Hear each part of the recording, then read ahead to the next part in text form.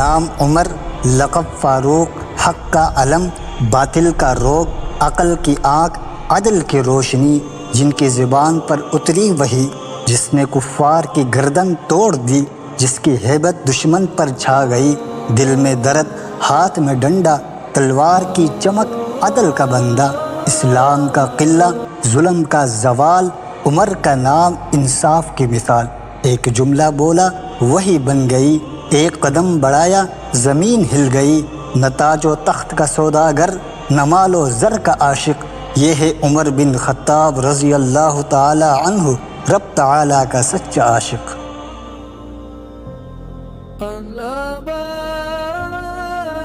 دوستو، آج ہم بات کریں گے اس عظیم انسان کی جو رات کو گلیوں میں فقیر ہوتا، دن میں عدالت میں حکمران ہوتا، جس کے سائے سے شیطان بھی راستہ بدل لیتا، جس کی زبان پر جو کلمہ نکلے وہ آسمان پر وہی بن کر اترے، جس کے نام لیتے ہی وقت جھک جائے۔ یہ ہے عمر، یہ ہے فاروق، یہ ہے اسلام کا سچا سپاہی، جو نہ کبھی ٹوٹا اور نہ کبھی جھکا۔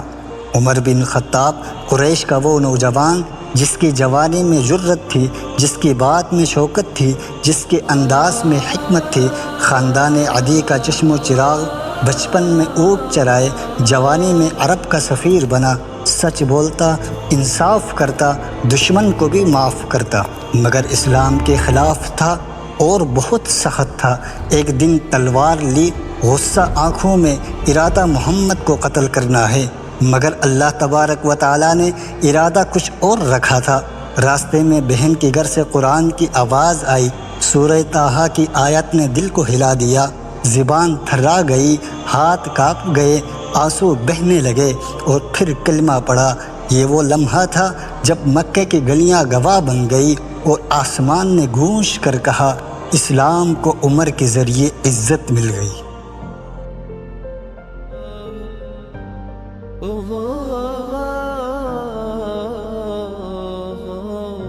عمر وہ شخصیت ہے جس کے مشورے پر قرآن نازل ہوا، پردے کی آیات، شراب کی حرمت، مقام ابراہیم، سب حضرت عمر رضی اللہ تعالی عنہ کی زبان سے نکلے، اور رب العالمین نے عرش سے ان کی تائید فرمائی۔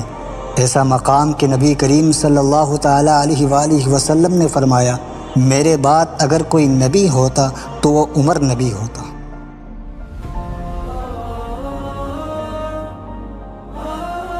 سن 13 ہجری خلیفہ اول حضرت ابوبکر صدیق رضی اللہ تعالی عنہ کی آنکھیں بند ہوئی، امت کی آنکھیں پرنم ہوئی، اور امت کی باغ دوڑ سنبھالی حضرت عمر فاروق رضی اللہ تعالی عنہ نے۔ خلافت کا ایسا تاج جسے انہوں نے سروں سے نہیں دلوں سے سنبھالا، انہوں نے تخت نہیں عدل کا ترازو اٹھایا، انہوں نے محل نہیں امت کا درج چنا۔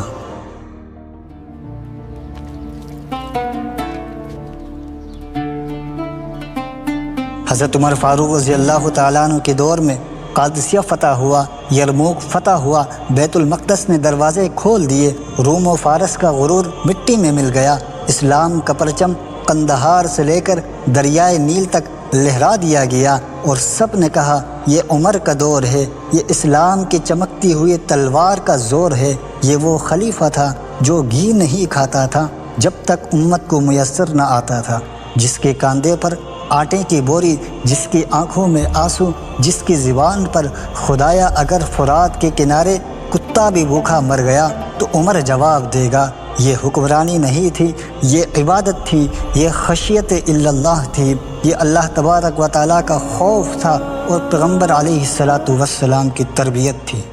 26 ذو الحجہ فجر کی اذان، مسجد نبوی میں قیامت کا منظر، عمر صفے درست کرا رہے تھے اور پیچھے سے آیا ابو فیروز مجوسی، دھوکے سے حملہ کیا، چھریاں سینے میں اتار دی، زمین ہل گئی، آسمان رو پڑا، امت لرز گئی، عمر زخمی حالت میں گر گئے۔ 3 دن زندگی اور موت کے بیچ لڑتے رہے، اور بالآخر نبی صلی اللہ تعالی علیہ وآلہ وسلم اور صدیق اکبر رضی اللہ تعالی عنہ کے پہلو میں آرام کرنے چلے گئے۔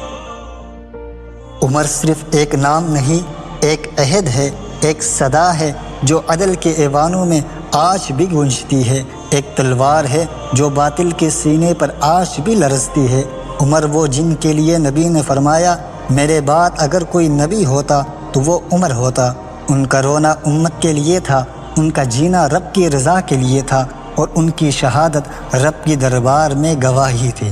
فجر کی اذان میں چوری چلی اور عدل سو گیا، امت کا ستون گرا اور زمین ہل گئی۔ مدینہ آج بھی ان قدموں کو ڈھونڈتا ہے جن کی چاف سے شیطان بھی ڈرتا تھا۔